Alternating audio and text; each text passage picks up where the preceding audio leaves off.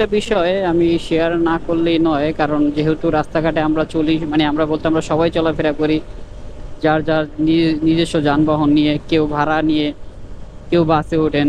যাই হোক, এখন ওইটা আমার কথা না, কথা হচ্ছে আমরা যখন বাসে বা প্রাইভেট কারে উঠি, আমাদের বাইক যেগুলো আছে এগুলোর কথা আমি বাদই দিলাম। যখন আমরা বাস বা প্রাইভেট কারে উঠি, হ্যাঁ, ওইখানে কিছু চিপসের প্যাকেট, বোতল, পানির, এইসব এক্সেসরিজ মানে হাবিজাবিগুলো আপনারা খাওয়া দাওয়ার পরে গাড়ির ভিতরে রাখেন। দেন একটা জায়গায় গাড়ি থামলে নির্দিষ্ট জায়গায় ফালানো। এই যে আমাদের এই জিনিসগুলো নোংরা হচ্ছে, যে দেখেন পলিগুলো কি সুন্দর উঠতেছে, মনে হইতাছে যে কি কমু, আর এটা একটা ডাস্টবিন। তৃতীয় কথা হচ্ছে যে পলিগুলোর কথা বাদই দিলাম, বোতলগুলা, 1 লিটারের পানির বোতল, তারপর হাফ লিটারের পানির বোতল, এইসব বোতলগুলো যখন রাস্তায় পড়ে থাকে, যখন এই বাসগুলো যায়, ওই বাসগুলোর বাতাসের ঠেলায় আর কি, ওই যে দেখছেন, এই যে কইতে না কইতে পলিথিন ফেলাইছে, কি একটা অবস্থা, মানে বস্তি ছাড়া কিছুই না এগুলো আর কি।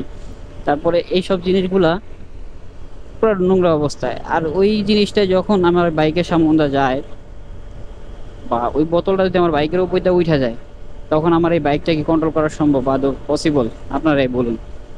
তো সবার দৃষ্টি আকর্ষণ করে বলছি, যতটুকু আমার ভিডিওটা পৌঁছায়, যার যার চোখে পড়ে, সবাই যার যার স্থান থেকে চেষ্টা করবেন একটু সচেতন থাকার, আর সবাইকে সচেতন করার জন্য। এটাই হচ্ছে মেসেজ আমার পক্ষ থেকে। সবাই দয়া করে যেই আবর্জনাগুলো থাকবে, আপনার অপ্রয়োজনীয় জিনিসগুলো, সেগুলো আপনি রাখেন, সাইডে করে রাখেন, বাসের ভিতরে রেখে দেন। যখন বাসটা ক্লিন করবে তারা বাসের এইটা ফালাই দিবে। আপনার তো রাস্তায় এভাবে চলতি গাড়ি থেকে ফিকে মাইরা ফালানোর কোনো মানেই হয় না। এটাতে আপনার ফালানোর সময় হয়তো আমার গায়েও পড়তে পারে বা আরেকজনের গায়েও পড়তে পারে। আপনারা তখন তো বাসে বা প্রাইভেট কারে উঠলে মানুষের মানুষ মনে করেন না। আর কিছু তো ছাগল আছে, কি বলবো, মানে ওগুলো হলো ছাগলের 3 নাম্বার বাচ্চা, এগুলা বইলেও লাভ নাই।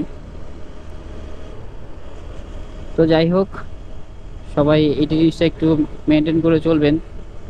রাস্তাঘাট সবার, আমারও না, আপনারও না, একার কারোই না, আমাদের জনসাধারণ সবার জন্য।